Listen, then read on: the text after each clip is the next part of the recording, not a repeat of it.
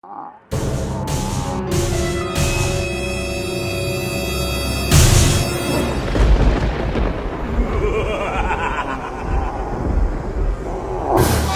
day 4, Film 4 FrightFest, and after the success of last night's Monsters, today we look at an Eastern European shocker and a quiz from hell. Welcome to the quiz from hell. Some are easy, some are hard. A few that will only be able to be answered by those FrightFesters that you're scared to sit next to. You'll know who they are. What are you playing for? We've got this really nice sort of presentation box of peppermints that we'd flown in from Serbia. But Westminster Council have said they're too strong for you, so... Alan and Paul and the guys came to see Ghost Stories, which is the play that I'm in and have done. And in the programme, I'd written a quiz. And they sort of read the quiz and did all right on it, and then said, oh, well, why don't you do the quiz this year? Hopefully you all know what that is, but look at that expression and that pose. It's the all-purpose Alan Jones expression. I've seen it, it's terrible. Is that your final round? And this one is a bastard. I think there were a couple of the soundtracks that really were fiddly.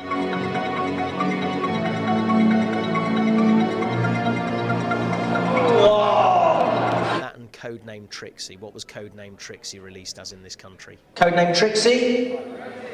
Well done. The one that I am desperate to see is Amer. I'm a huge Giallo fan. Amer translates as bitter.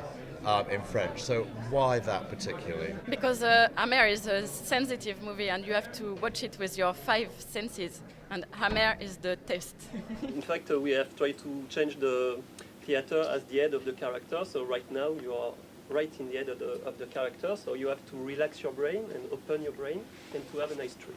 Where does your love of Giallo come from? Is it like mine from early Dario pictures? It's Bruno who makes me discover Giallo. I watched a lot of American horror movies and I was a bit bored about them because it was like just products and there wasn't something special. An Italian guy from my video club said, you should watch that, Dario Argento Tenebrae. It was mise en scène, it was music, it was editing, it was exploitation, but with art. It blew my mind. This is the UK premiere of The Loved Ones. The Loved Ones, is great. The film's kind of like peering into this grotesque doll's house. One of my favourite films of the entire weekend. It's a date horror, I would say. It's scary, it's funny, it's brilliantly acted, it's Australian. Other than being an Australian film, it's not, typically and quintessentially Australian. It kind of has this universal appeal to it. I think everyone's gone to a school dance, and maybe not everyone's been tortured, but you kind of get the idea. You'll see in the movie the kind of tools that we have at our disposal. Like knives and power drills and so on. I'm not sure you'll look at a power drill in the same way.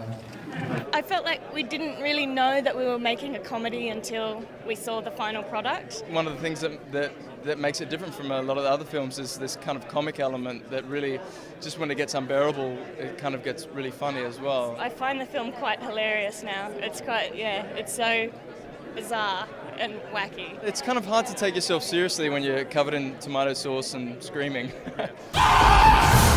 This has been a very difficult week for FrightFest, and I have to explain the reasons why. Everything that we show in this event comes under the jurisdiction of Westminster City Council. For the first time in 11 years, they actually queried one of our titles that we were showing. That was a Serbian film. It's a bad thing that we cannot show it here, and it's like a great theatre, great audience, so it's really bad. Westminster City Council says that we could show it, but only in the BBFC rated version. We said fine. The film went into the BBFC. We were waiting to see what would happen. We were waiting. On Wednesday, we finally were told that it was going to have 49 cuts of 3 minutes 48 seconds.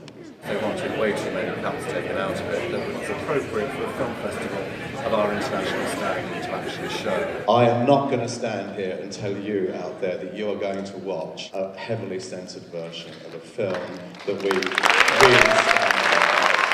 A Serbian film has been shown in every major film festival in the world. Audience in all those festivals pretty much understood the film and appreciated the film. It has had no problems whatsoever. Yes, it is a challenging movie. Yes, it is very disturbing to some. It raises issues that I think need to be addressed. by very, very committed filmmakers. There was absolutely no intention to make any kind of shock or and break any kind of record, just to make an honest and emotional film. I hope you understand that I do not want to show you like the worst version of a movie. It's a shame that we've got a great movie to replace it with. Can't say what it is, it's got to be a surprise, but I don't think the fans are going to be disappointed. The only good thing out of this is we've managed to get you a surprise film that I know you're all going to absolutely love. And if you're claustrophobic, I warn you. I mean, you've probably guessed it by now. A wonderful Ryan Reynolds performance in a Rodrigo Cortez movie. It is Buried. I know you're going to love it. I wish that we had known that Barry was going to play, so Rodrigo could have been here, because you guys would love him. He is brilliant and probably one of the nicest guys you'll ever meet. This is the descent about to the power of like 100. Sorry, Neil, I know you're out there, but I have to say it. I think a Serbian movie you'll see eventually. All I'm going to say is watch this space. I'm so glad all that is over with. Now can we please draw a line under this and get on, enjoy yourself. So now we finally know what all the fuss is about for a Serbian film. Join us tomorrow when it's the last day of FrightFest, and we've definitely saved the best till last.